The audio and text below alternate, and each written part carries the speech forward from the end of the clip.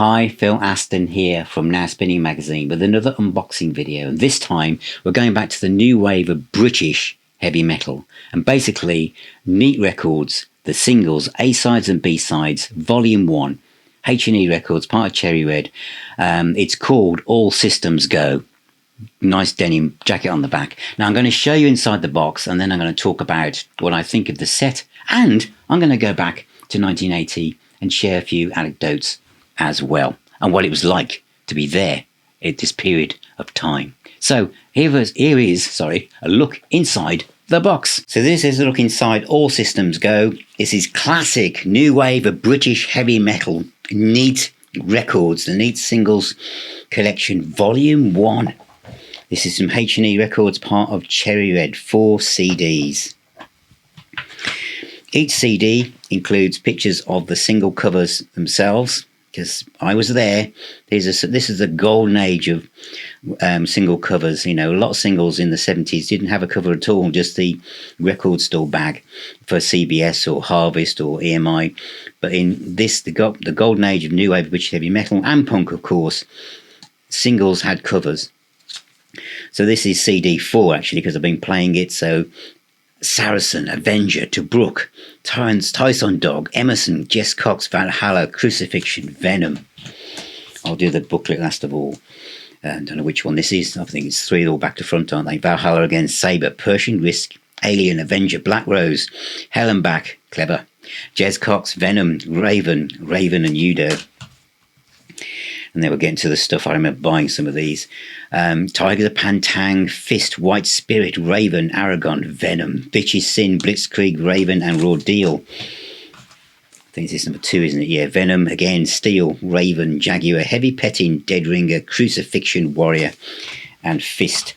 And what I really love about this is that the booklet actually has a write-up for each single.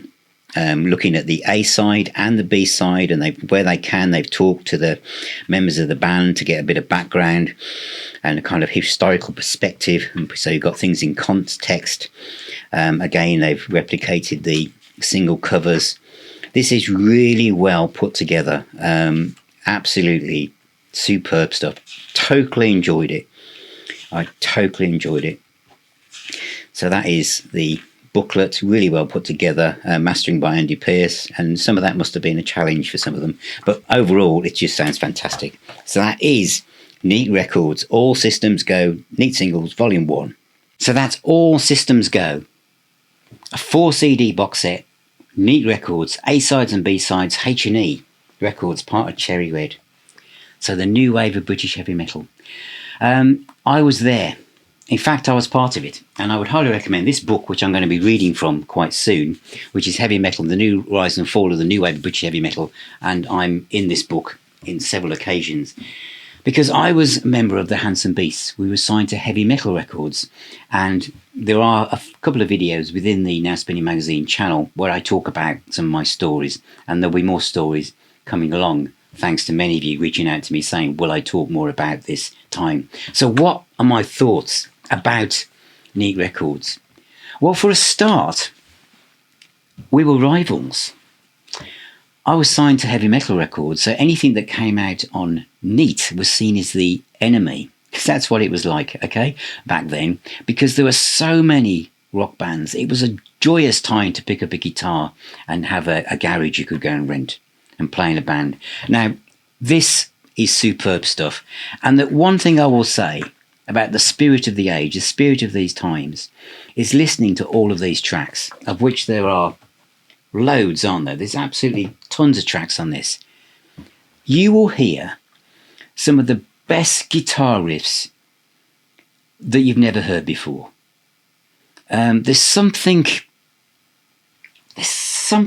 absolutely so positive and so exciting to hear a group of kids just turning some of these, it sound like they're playing in the garage. They've got a riff that's, you know, that typical riff of its time. You know, the riff starts, then the drummer comes in, then the vocalist does a scream, and everyone joins in and heads towards the midpoint where the solo starts. There were some great riffs on this. Some of these bands sound absolutely polished and fantastic. Some of them sound like it was recorded in a garage. And because a lot of these things, this is do-it-yourself stuff. You can tell from the, the covers. It was, the enthusiasm. People might have been singing about being in league with Satan and rocking out 1 minute and then all going home to have their teas with their parents a few hours after they put the guitars away. There's a sense that, because there's a sense of all the bands were like that, all roughly, we're all in our late teens, early 20s, just really writing songs about getting away from where we were, getting away from the factories we were working in, getting away from the housing estates and the place we were, and just looking towards America and going to Japan and just getting a record deal. And this was metal. We'd seen punk had come along and showed that, we weren't ready to write guitar symphonies or something. We couldn't be in these big prog bands. The punk ethic of saying just reset, just buy a guitar, turn it up, buy a distortion pedal, and what else can we do, was there with the new wave of British heavy metal. But remember, you couldn't grow your hair overnight. That took time. So there was something about the new wave of British heavy metal that took time. It was genuine, it was authentic. You really had to be part of this movement. The denim jackets, the patches, the guitars, the music, all and everything about it. But all of this, Tigers of Pantang, of course, escaped into the big time, as we know. But absolutely superb. Fist, White Spirit, of course. Janet Gears went on to be in Gillan, and then, of course, Iron Maiden. And great track, though. But because they had a keyboard player, they kind of like, it's a really weird time, the early 80s and new age British heavy metal. Keyboards were seen as like, not the enemy, but like, apart from the 70s, it was all about twin guitars, really, or one guitar. But it's a shame because Britain, the UK, was ready for melodic rock and AOR, but there was going to be a point a few years after this started where everyone just looked to the States. And a lot of these bands just couldn't break through who were going down that route. That bands like Van Halen I'll come to. But Raven, of course, they're still going. And they're seen as like the kind of godfathers of power metal, really. But great band, absolutely great band. Aragorn, Venom. See, Venom broke through the most. They had the records that sounded the least produced and the most kind of, not amateurish, but raw and different and lyrically the scariest probably.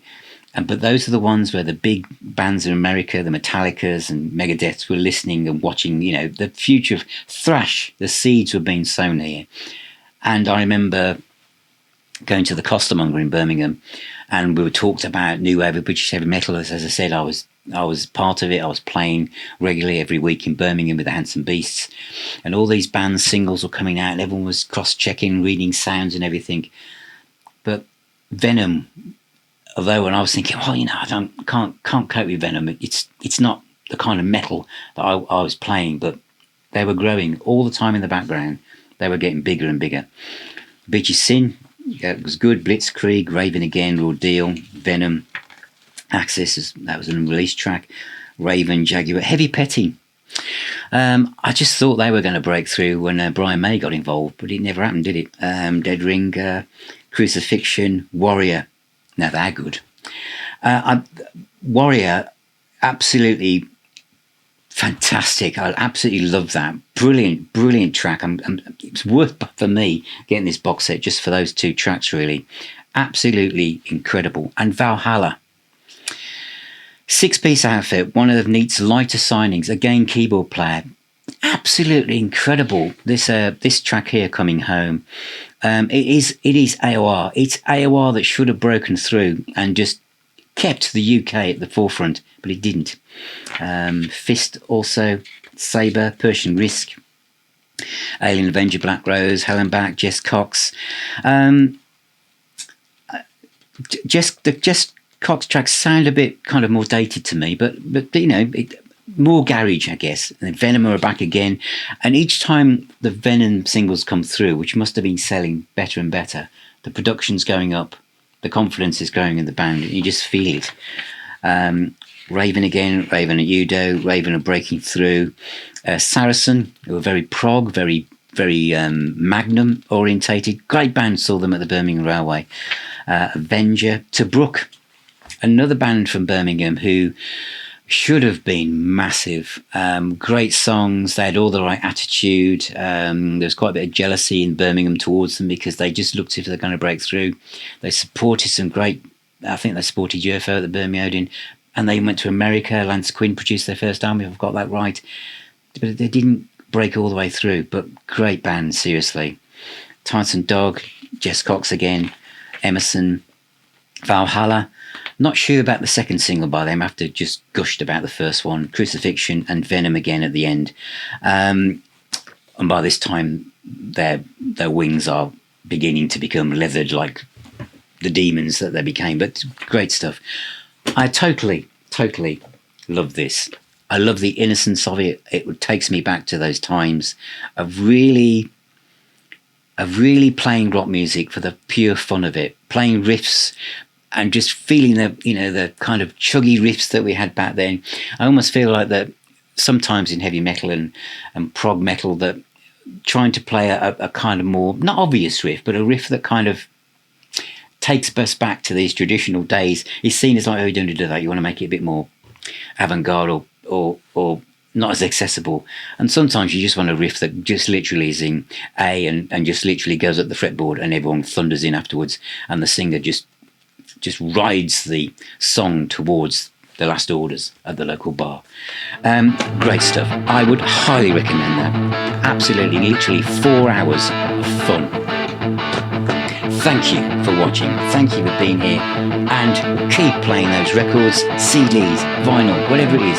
You might even want to take a set out of the box in the garage. I don't mind. Remember, music is the healer and the doctor. Thank you so much for supporting me, subscribing and sharing and being here, and all of your comments and feedback. Got lots more to come, so please subscribe, and I shall see you all very, very soon.